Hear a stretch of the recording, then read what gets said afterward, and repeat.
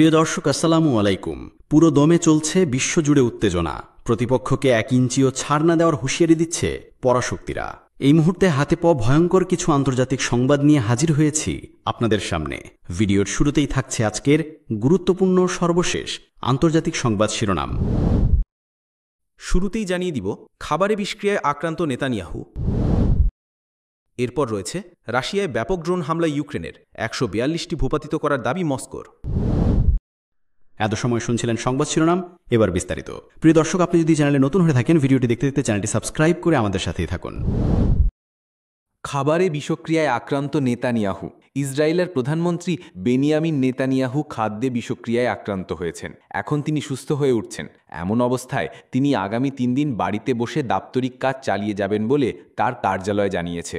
নেতানিয়াহুর কার্যালয় এক বিবৃতিতে জানিয়েছে, 75 বছর বয়সী নেতানিয়াহু গতরাতে অসুস্থ হয়ে পড়েন। তার পানি শূন্যতা ও অন্ত্রে প্রদাহ ধরা পড়ে। তিনি স্যালাইন নিচ্ছেন।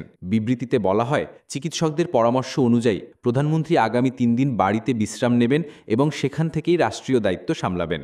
ইসরায়েলের প্রধানমন্ত্রীর দেহে 2023 সালে একটি পেসমেকার বসানো হয়েছিল। গত বছরের ডিসেম্বরে তার মূত্রনালীতে সংক্রমণ ধরা পড়লে তার প্রোস্টেট অপসারণ করা হয়। রাশিয়ায় ব্যাপক ড্রোন হামলা ইউক্রেনের, 142টি ভূপাতিত করার দাবি মস্কোর। ইউক্রেনের 142টি ড্রোন ভূপাতিত করার দাবি করেছে রাশিয়া। গতকাল শনিবার রাতে ও আজ রোববার সকালে রাশিয়ার বিভিন্ন অঞ্চল লক্ষ্য করে ড্রোনগুলো ছোড়া হয়েছিল। ড্রোনগুলোর মধ্যে 27টি ধ্বংস করা হয়েছে মস্কো অঞ্চলে। রাশিয়ার প্রতিরক্ষা মন্ত্রণালয় ও রাজধানী মস্কোর মেয়র সের্গেই সোবোয়ানিন আজ বার্তা আদান প্রদানের অ্যাপ টেলিগ্রামে এই তথ্য জানিয়েছেন। সে অনুযায়ী রাশিয়ার ইউরোপীয় অংশ, কৃষ্ণসাগর এলাকাসহ দেশটির বিভিন্ন অঞ্চলে এসব ড্রোন ভূপাতিত করা হয়েছে।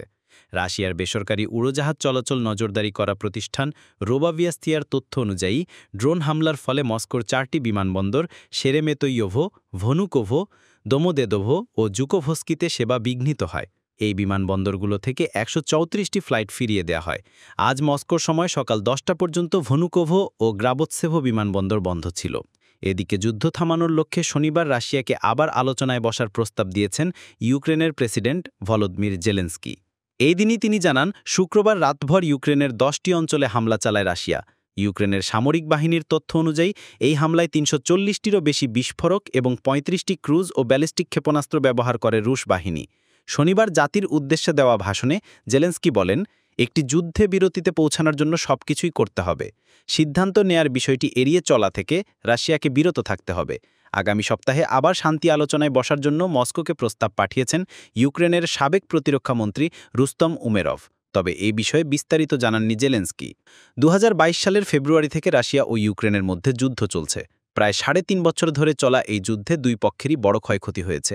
এরই মধ্যে মার্কিন প্রেসিডেন্ট ডোনাল্ড ট্রাম্পের তৎপরতায় বিগত 5 মাসে তুরস্কের ইস্তাম্বুল শহরে 2 দফায় আলোচনায় বসেছে মস্কো ও কিয়েভ। এই আলোচনায় বন্দি বিনিময়ের বিষয়ে ঐক্যমত্য হয়েছে, তবে যুদ্ধবন্ধের বিষয়ে কোনো অগ্রগতি হয়নি। শান্তি আলোচনায় ইউক্রেনের প্রস্তাবের পর ক্রেমলিনের মুখপাত্র দিমিত্রি পেসকভ বলেছেন, ইউক্রেন নিয়ে মীমাংসার বিষয়টি যত দ্রুত সম্ভব শান্তিপূর্ণভাবে শেষ করার জন্য নিজের আগ্রহের কথা বারবার জানিয়ে এসেছেন প্রেসিডেন্ট পুতিন। এটি একটি দীর্ঘ প্রক্রিয়া, এতটাও সহজ নয়, আর প্রধান বিষয়টি হলো আমাদের লক্ষ্য অর্জন। এই লক্ষ্যগুলো পরিষ্কার।